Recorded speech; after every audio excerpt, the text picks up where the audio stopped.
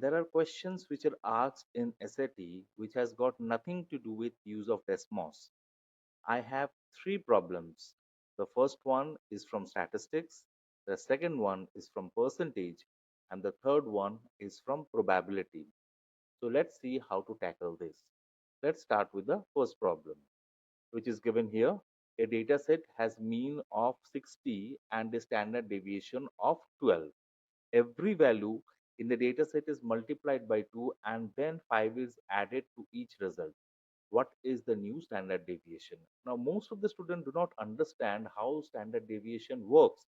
The standard deviation is the measure of spread of the data values and the gap between these data values. Now, suppose you multiply all these data values with 2. What will happen? The gap between each of these data values will also get doubled.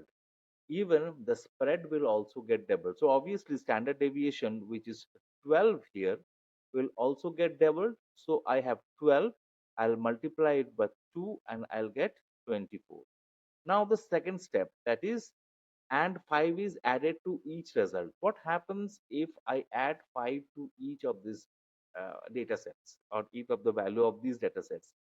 They will shift its position, and each of the data values will shift their position, but resulting in what? Resulting in that no, there will be no change in standard deviation. The spread won't change.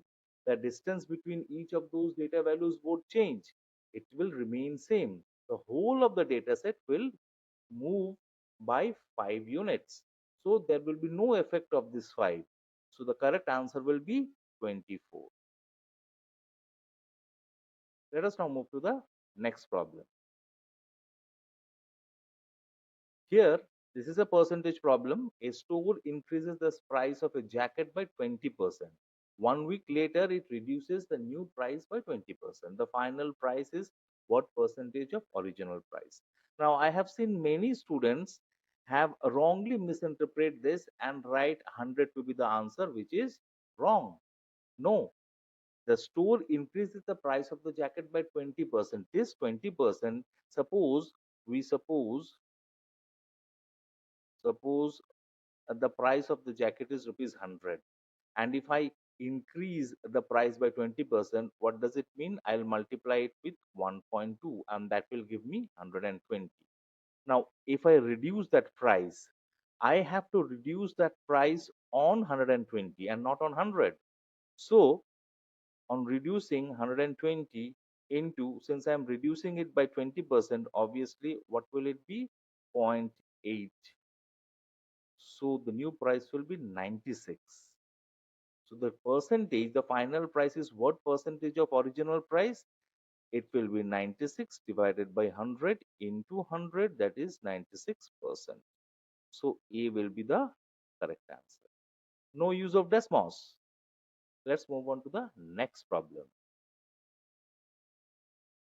This is a problem of probability where we have been said that in a class of 200 students, 120 study biology, 100 study chemistry, and 40 study both.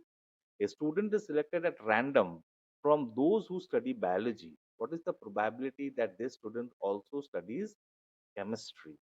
Now, very interestingly, this sentence is extremely important. Selected at a random from those who study biology. Now, whenever you see selected at or selected from, from this, whatever sentence is there, uh, whatever number that comes out of after form will be your denominator. So when you have been asked, the student is selected at random from those who study biology, how many students study biology? It's not 200, it's 120. So my denominator will definitely be 120. And what is the probability that this student also studies chemistry? How many students study chemistry? 40. So I'll have 40 in the numerator. So the probability will turn out to be 1 by 3. So B will be the answer. Again, no Desmos. So please do not be too dependent on Desmos, because there will be questions where you won't be able to use Desmos.